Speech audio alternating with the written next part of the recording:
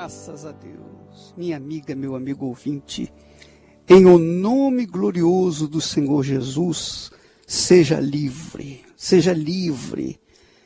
livre de todas as suas mazelas, de todas as suas nhacas espirituais, de toda aquela moleza espiritual, aquele desânimo, aquela tristeza. Seja livre para que você possa levantar-se e então poder caminhar e tomar posse daquilo que Deus tem prometido na sua palavra. Eu estava meditando no casamento,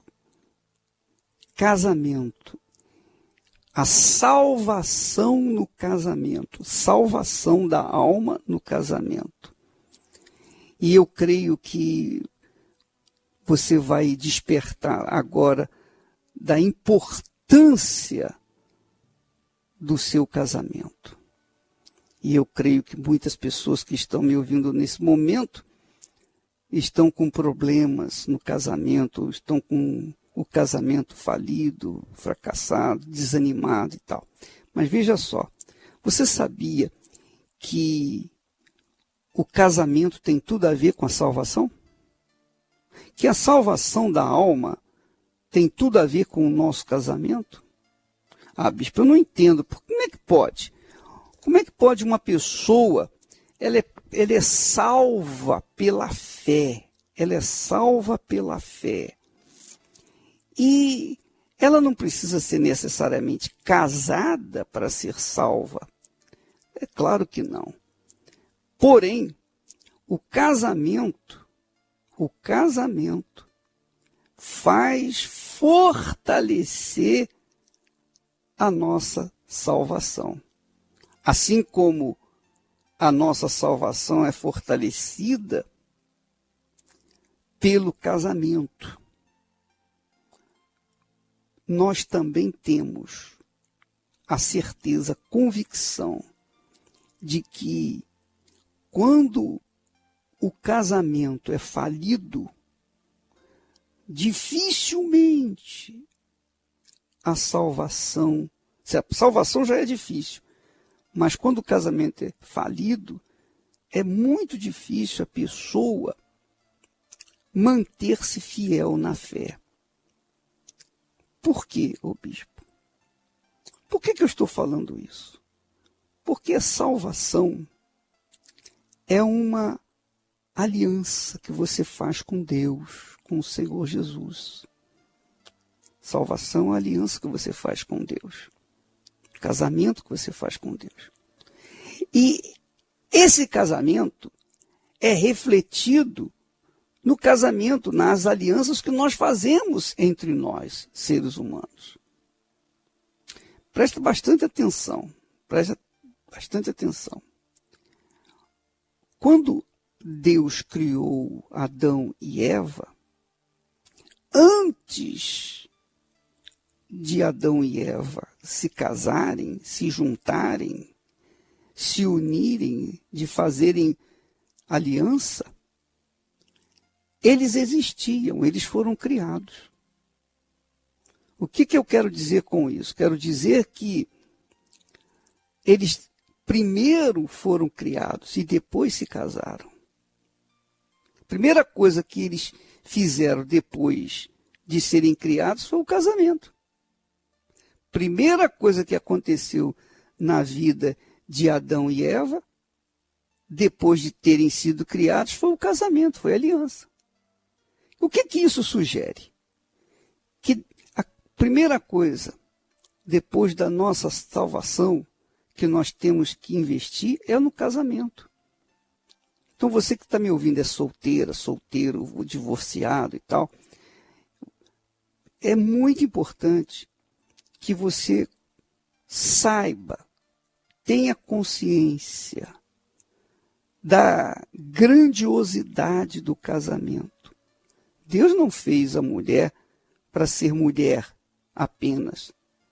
Deus não fez a Eva para ser simplesmente uma mulher de Adão. Não, ele fez a Eva para auxiliá-lo. Auxiliá-lo. Far-lhe-ei uma auxiliadora. Mas auxiliadora em quê? Para cuidar da terra? Para cuidar das coisas daqui embaixo, aqui da terra? Também. Mas, sobretudo, Eva viria a ser, ou deveria ser, uma pessoa que somasse na vida de Adão e vice-versa. Quer dizer, houvesse um relacionamento tal entre eles que um sustentasse o outro. Um sustentasse o outro. Porém, minha amiga, meu amigo ouvinte, você sabe, casar é fácil. É muito fácil. Difícil é manter o casamento. Ser salvo também é fácil. Você entregou a sua vida para Jesus, você está salvo. Difícil é manter a salvação. Não é assim? Realmente é assim. Você vê que salvação e casamento tem tudo a ver. Porque casar é fácil. Ser salvo também é fácil. Difícil é manter o casamento. Assim também difícil é manter a salvação. Para manter o casamento, o que a gente faz? Nós temos que nos sacrificar. Cada um tem que sacrificar. Para que o nosso casamento, eu estou falando aqui no meu caso, para que Esté e eu pudéssemos estar casados há 43 anos, é porque nós tivemos, cada um, de fazer o sacrifício em função do outro. Nós tivemos que sacrificar a nossa vontade para fazer a do outro, para que nós pudéssemos viver em comunhão. 43 anos.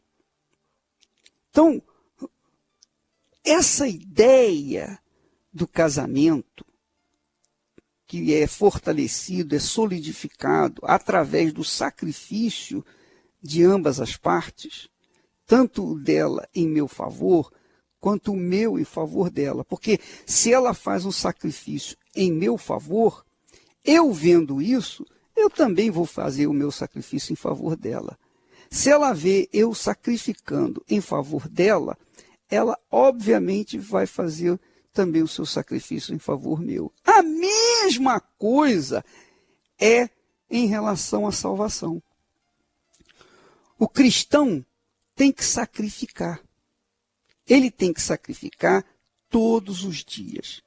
Sacrificar sua vontade para fazer a vontade de Jesus. E Jesus, obviamente, já faz o sacrifício de nos tolerar, de aguentar as nossas faltas, falhas, erros e pecados. Então, assim como eu tenho que fazer o sacrifício diário para seguir Jesus, também eu tenho que fazer o sacrifício diário para manter o meu casamento. E assim acontece com todas as pessoas. Então, minha amiga, meu amigo ouvinte, quando a gente fala em sacrificar, as pessoas pensam logo em dinheiro.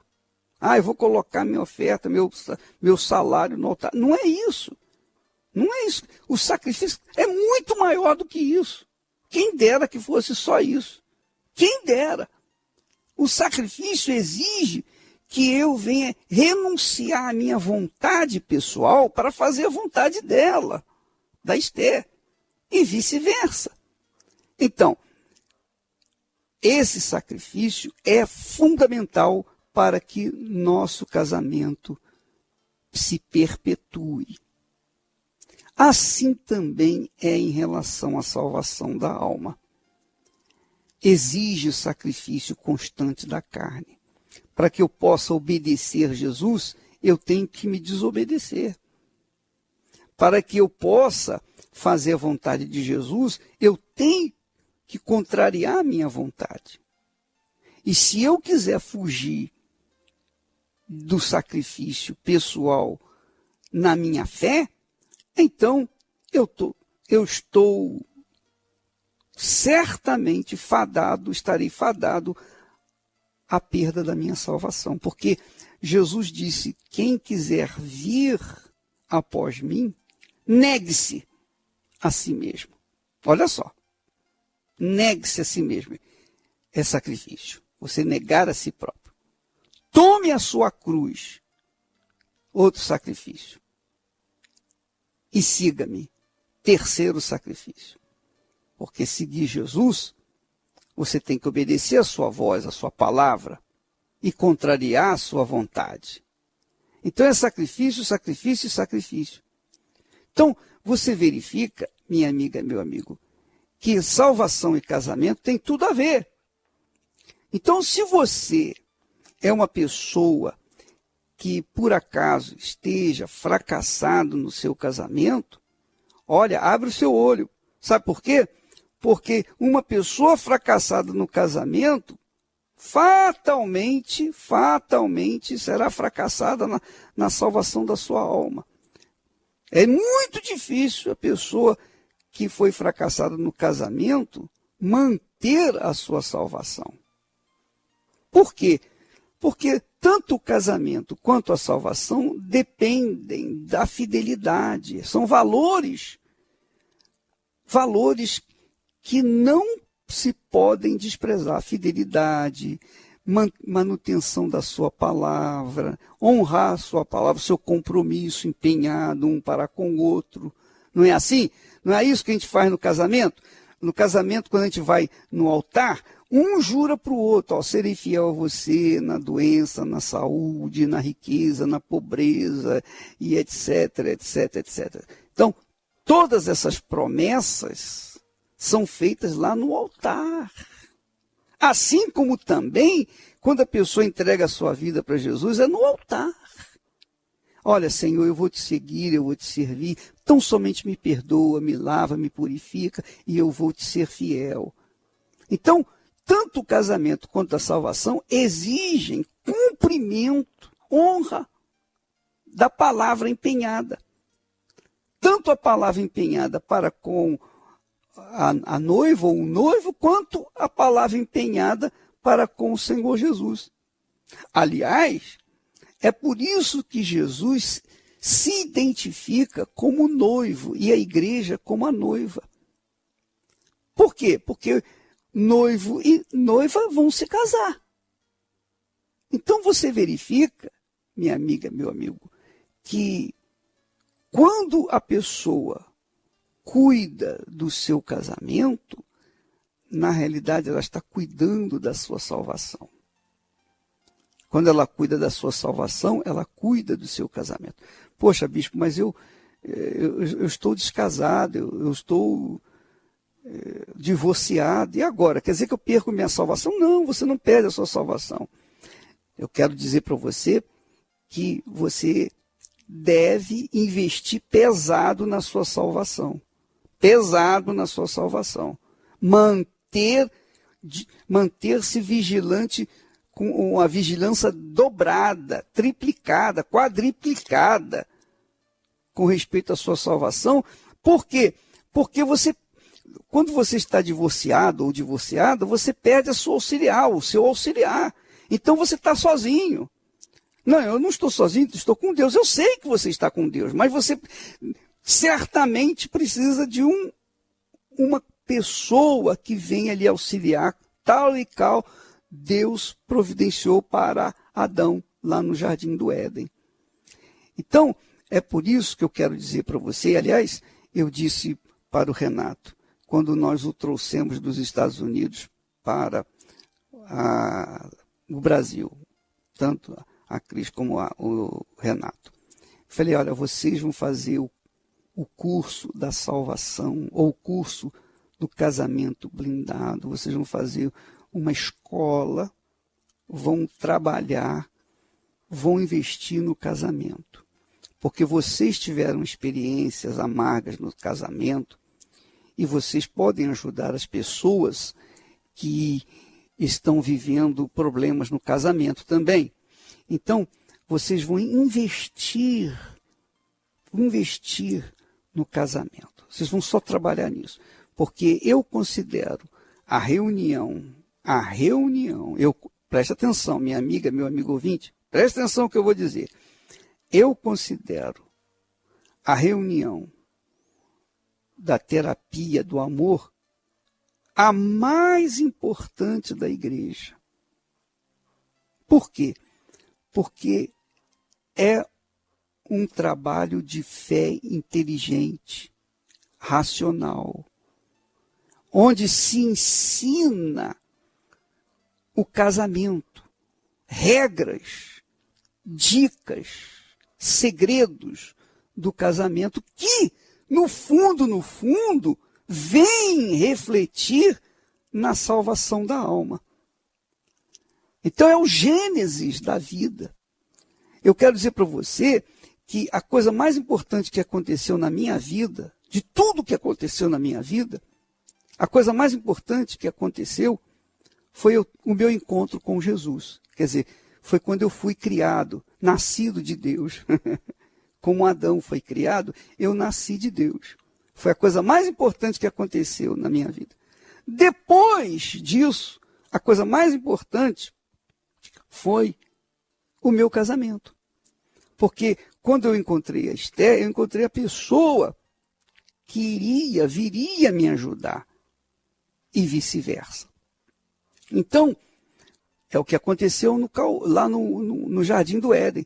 Primeiro Deus gerou ou criou Adão e Eva. Depois, eles se casaram.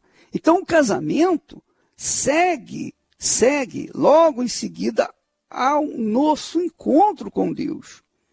Então, primeiro é a nossa salvação, é o nosso encontro com Deus, a nossa experiência com Deus.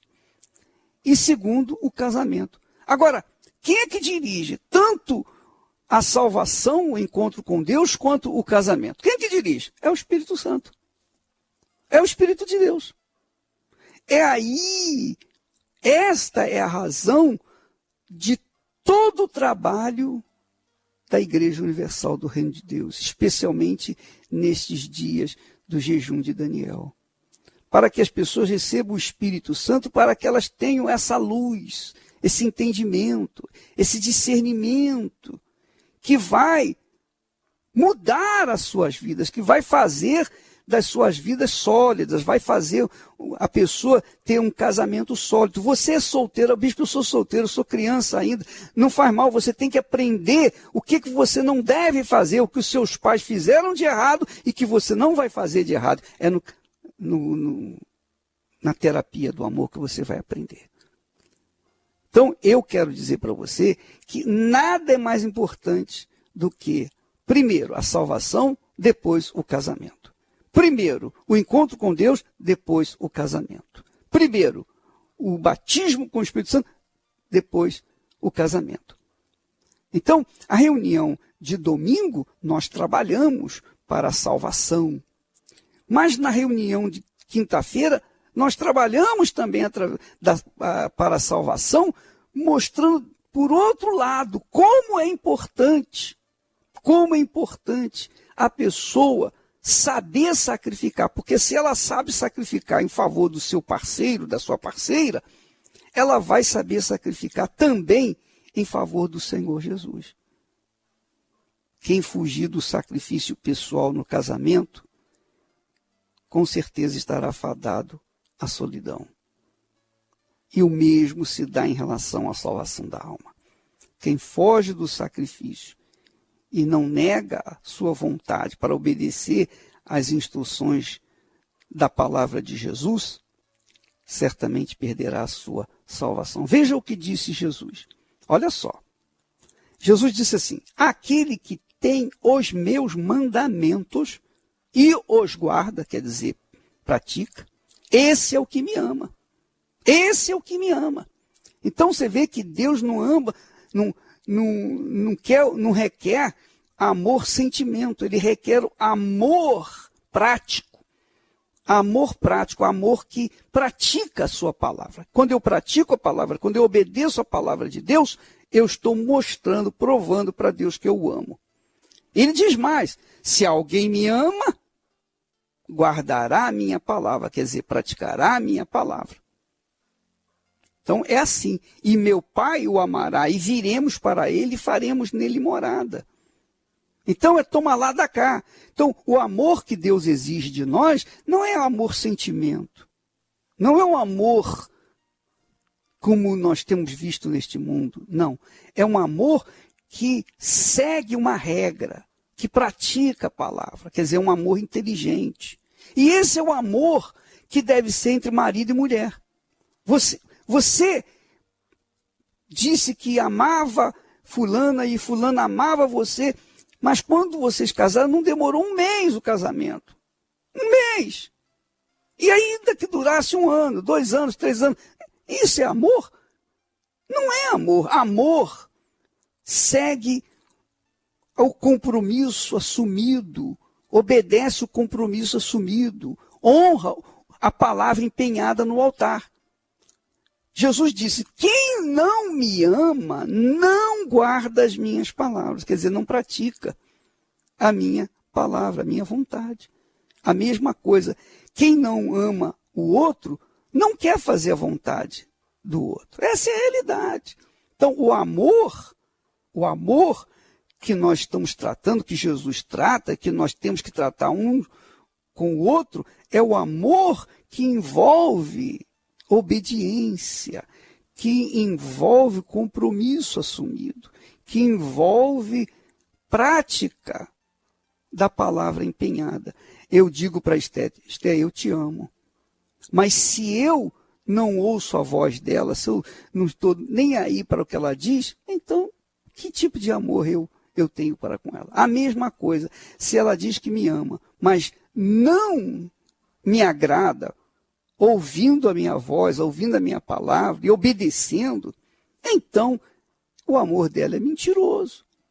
Então, minha amiga, meu amigo, para a gente obedecer a outra pessoa, se submeter a outra pessoa, a gente tem que ter, no mínimo, amor. Se não houver amor, não há como haver aquele entrosamento. Então, eu digo para Esté, eu te amo. Ah, é? Tá bom, então eu vou fazer o arroz desse jeito, eu vou fazer o arroz bem soltinho e durinho. Tá bom, então você faz o arroz dessa maneira, não tem problema não. Eu vou comer assim mesmo. Quer dizer, eu me submeto, eu não vou brigar com ela. Eu não vou ficar lutando. Não, você tem que fazer como eu quero e tal. Não é isso. Então, há um sacrifício de parte a parte. E a mesma coisa com Jesus. Se eu digo que eu amo Jesus, então eu vou andar de acordo com as regras estabelecidas por ele. Então eu não vou adulterar, eu não vou mentir, eu não vou roubar, eu não vou fazer mal aos outros, eu não vou ficar com mágoa de ninguém, eu não vou ficar julgando ninguém, eu não vou fofocar.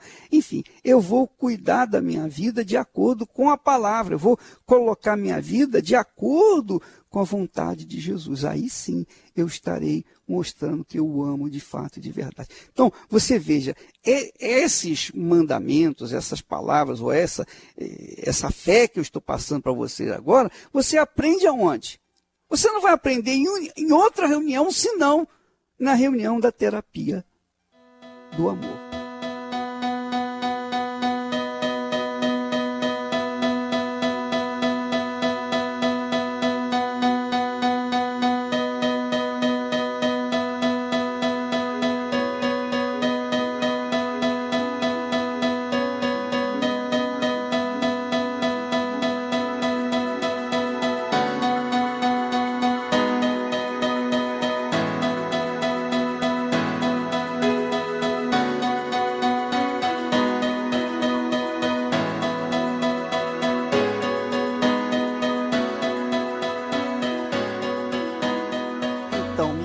Meu amigo ouvinte, você deve estar se perguntando, mas o bispo está me confundindo, porque, poxa, a reunião mais importante da igreja é domingo pela manhã, que a gente vai adorar a Deus, que a gente vai oferecer a vida para Jesus e tal. Realmente é importante a reunião de domingo, como a reunião de quarta-feira. Mas a reunião, o início de tudo, o início de uma vida, de um relacionamento com Deus, começa ali na quinta-feira. Por quê, bispo? Porque eu já expliquei, quando a pessoa investe a sua vida no seu casamento, ela está investindo na sua salvação e vice-versa. Se ela investe na sua salvação, ela está investindo no seu casamento.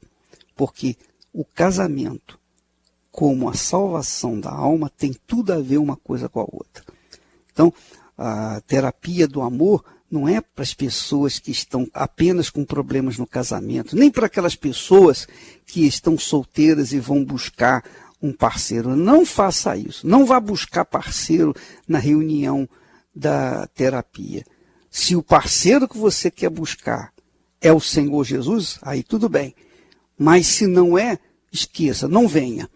Porque a terapia do amor é para que as pessoas venham saber o que fazer, como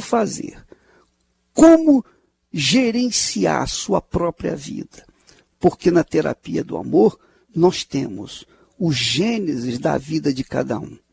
Então, Cristiane e Renato não estão ali simplesmente para fazer uma ou mais uma reunião. Não, eles dois, mais o Domingos e a Núbia, eles estão lá para colocar a vida inteira no altar em favor daqueles que querem ter, no mínimo, o mesmo tipo de relacionamento com Deus e também no seu casamento.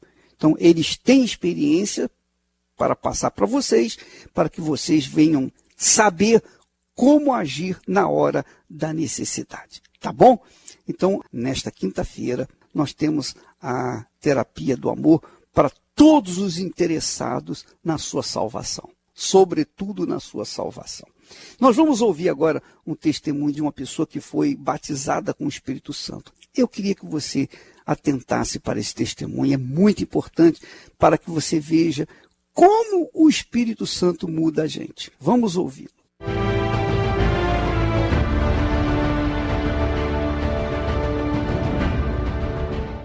Eu cheguei totalmente destruída. Eu falava que não era vida. Eu falava, eu não vivo. Eu estou aqui fazendo nem sei o que aqui nesse mundo. Porque desde que eu me conheço por gente, eu sempre fui infeliz. Nunca fui feliz de verdade.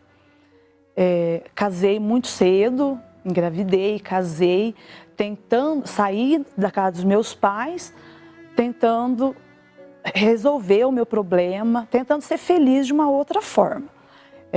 Comecei a beber, entrei em vícios também muito cedo. Com 15 anos eu comecei a beber, fumar. Eu ainda era solteira, bebia, fumava, saía para as noites, me prostituía, tudo. E aí resolvi sair de casa. Na minha casa, dentro da minha casa, meus pais tinham problema de bebida, né, também. E tentei buscar felicidade num casamento. E casei, né, fui tentar gerar uma família, né, para talvez tentar preencher o vazio que estava dentro de mim. E casei, só que não foi nada do que eu pensei, aconteceu tudo o contrário do que eu imaginava. Continuei bebendo, bebia, fumava, aí veio meus filhos, né, era feliz com os meus filhos, só que no decorrer, né, do tempo, meus filhos foi crescendo, meus filhos também, no começo, também foi me dando também problemas. Meu primeiro filho também tinha o mesmo problema que eu, de vício também, e eu também, no vício também.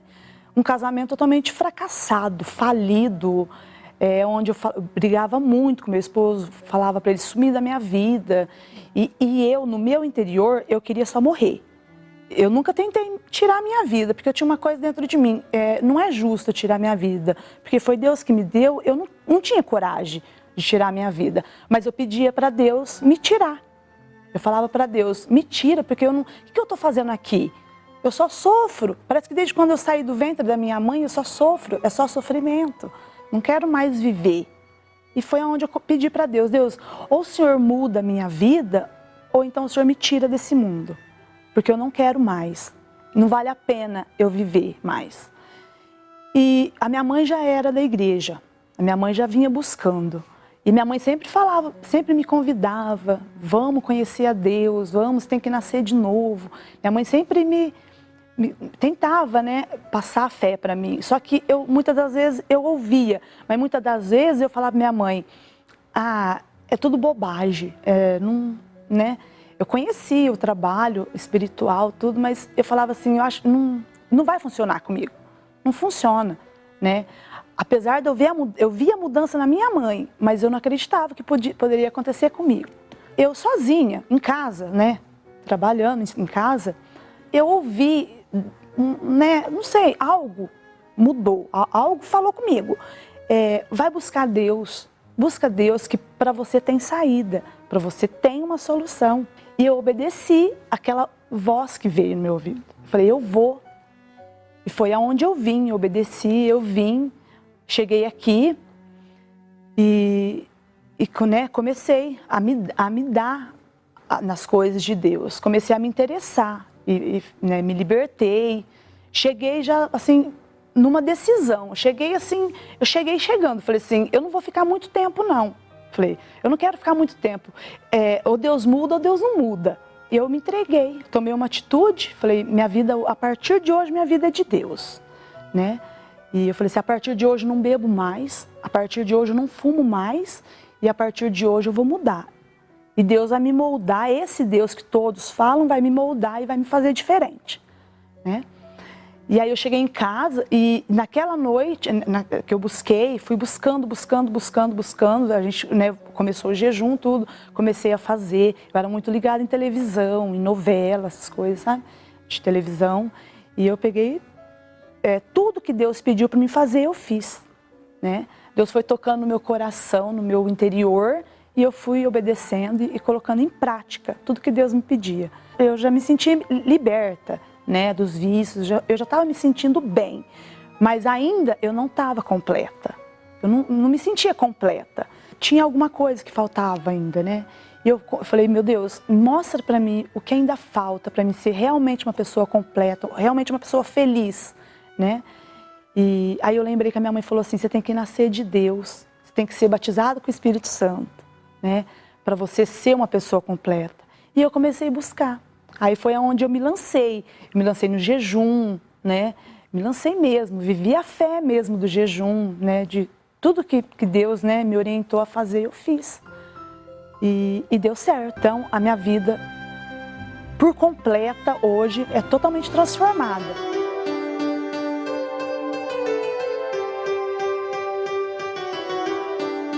Graças a Deus. Minha amiga, meu amigo, nós chegamos ao final dessa programação.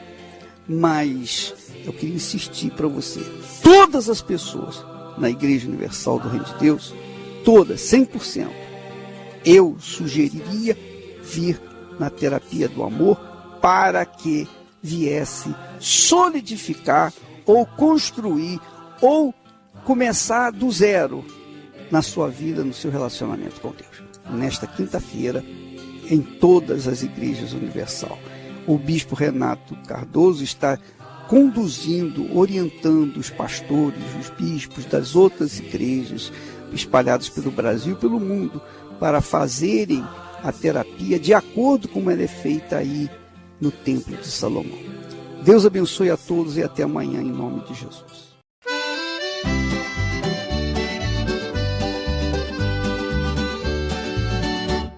Lasciati scendi un mele tu, un sole che scuria trairà. Mi dissi vieni con me stasera, una sera che pari a magia, una cantina che durava musto, lo cuore mio, e non ci detti tutto.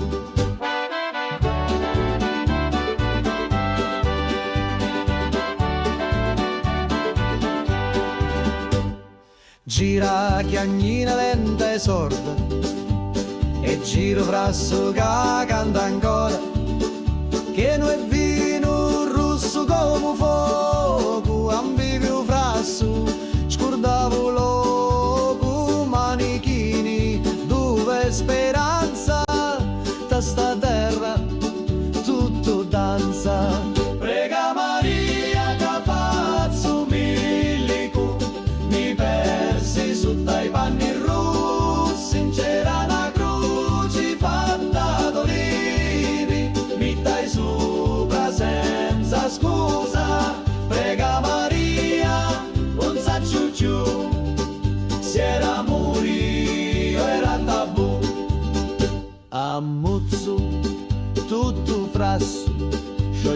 cori come passo. Tu c'era notte in vento con una luna appesa senza pentimento. Una voce mi chiamava tu funno, scendi ancora un perdi sto mondo. Da cantina il tempo si ferma, ogni goccia è storia eterna. Cutti a me lato, cutti a me cori, sti stidi cacciato non mori. Scuro fora, ma luci dentro, a voci to, sempre mi senta. Prega Maria che faccio milico, mi persi su dai panni rossi, c'era una croce fatta d'olivi, mi dai sopra senza scusa. Prega Maria, un saccio giù, se era morio era tabù. Lassati mi scigno meletu, ogni volta, ogni giornata, a ti torno in ta cantina, con vino speranza e una picca rovina.